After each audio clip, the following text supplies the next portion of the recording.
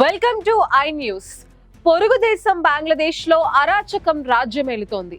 మైనారిటీల రక్తంతో ఢాకా వీధులు తడిసిపోతున్నాయి. అక్కడి తాత్కాలిక ప్రభుత్వం శాంతి మంత్రం పఠిస్తున్నా క్షేత్రస్థాయిలో హిందువుల మీద దాడులు ఆగటం లేదు.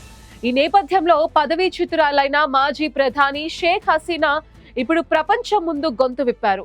మహమ్మద్ యూనస్ నేతృత్వంలోని ప్రభుత్వం మైనారిటీలను టార్గెట్ చేస్తూ వర్ణించలేని ఆకృత్యాలకు పాల్పడుతోందని ఆమె తీవ్రంగా మండిపడ్డారు. హిందువులను సజీవ దహనం చేస్తున్నారని, ఒక భయంకరమైన వాతావరణాన్ని సృష్టించారని ఆమె ఆరోపించారు. అసలు బంగ్లాదేశ్ లో ఏం జరుగుతోంది? హసీనా ఆరోపణలో నిజమెంత? ఇప్పుడు ఈ స్పెషల్ స్టోరీలో చూద్దాం. బంగ్లాదేశ్ నుంచి వినిపిస్తున్న ఆర్తనాదాలు సభ్య సమాజాన్ని ఉలిక్కిపడేలా చేస్తున్నాయి. పదవిచ్యుతురాలైన ప్రధాని షేక్ హసీనా ప్రస్తుతం యూనస్ ప్రభుత్వంపై నిప్పులు చెరిగారు.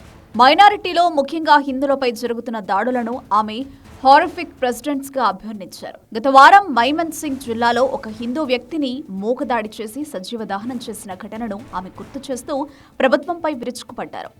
ఆ హింస అక్కడితో ఆగలేదు. కేవలం రోజుల వ్యవధిలోనే మరో హిందూ వ్యక్తిని ఒక గుంపు కొట్టి చంపిన వార్త ఇప్పుడు సంచలనం సృష్టిస్తోంది. వసూళ్ల ఆరోపణలతో అతడిని లించింగ్ చేశారని స్థానిక మీడియా చెబుతుంటే, పోలీసులు మాత్రం ఇది మతపరమైన దాడి కాదని, నాన్ కమ్యూనల్ గొడవ అని కప్పిపుచ్చే ప్రయత్నం చేస్తున్నారు. కానీ క్షేత్రస్థాయిలో పరిస్థితులు దానికి భిన్నంగా ఉన్నాయి. రాజకీయ కార్యకర్త షా ఉస్మాన్ హదీ మరణం తర్వాత బంగ్లాదేశ్లో నిరసనలు మిన్నట్టాయి. రాజకీయ దౌత్య కార్యాలయాలపై దాడులు జరుగుతున్నాయి. ఈ అల్లకల్లోలం మధ్యలో మైనారిటీలు బలిపశులవుతున్నారు.